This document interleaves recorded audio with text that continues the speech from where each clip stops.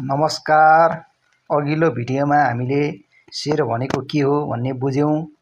अब आजको प्रश्न छ, यो शेयर पाइन्छ चाहिँ कहाँ गएर किन्ने र कसलाई बेच्ने हो। जहाँ शेयरको किनबेच हुन्छ त्यसैलाई भनिन्छ शेयर बजार। आज म तपाईलाई यो बजार कसरी चल्छ भन्ने कुरा एकदमै सजिलो तरिकाले बुझाउँछु।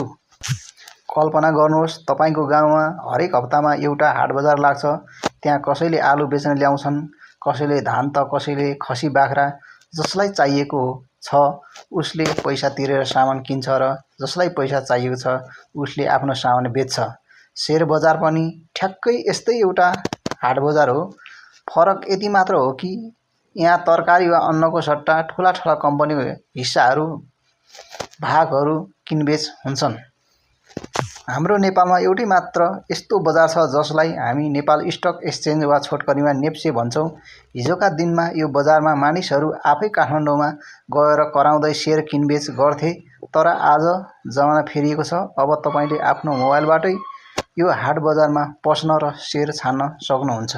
अब तपाईलाई लाग्न सक्छ शेयरको दाम कसरी बढ्छ वा घट्छ। यसलाई पनि हाट बजारकै उदाहरणबाट बुझौं। मानौं बजारमा टमाटर थोरै छ तर किन्ने मानिस धेरै आए भने के हुन्छ? पक्कै पनि टमाटरको दाम बढ्छ। शेयर बजारमा पनि त्यस्तै हुन्छ।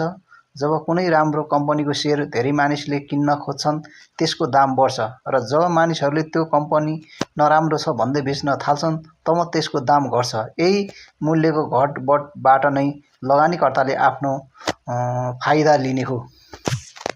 त्यसैले शेयर बजार भनेको एउटा अवसरको थलो हो जहाँ तपाईले राम्रो कम्पनी छानेर लगानी गर्न सक्नुहुन्छ। अब अर्को भिडियोमा हामी कुरा गर्नेछौँ यो बजारमा कसरी छिर्ने, अर्थात् शेयर किन्नको लागि चाहिने डिम्याट खाता र आइपिओ भनेको के हो। र हाम्रो यो अभियानलाई साथ दिन च्यानललाई सब्स्क्राइब गर्न नबिर्सनुहोला। अर्को भिडियोमा भेटौँला। नमस्कार, धन्यवाद।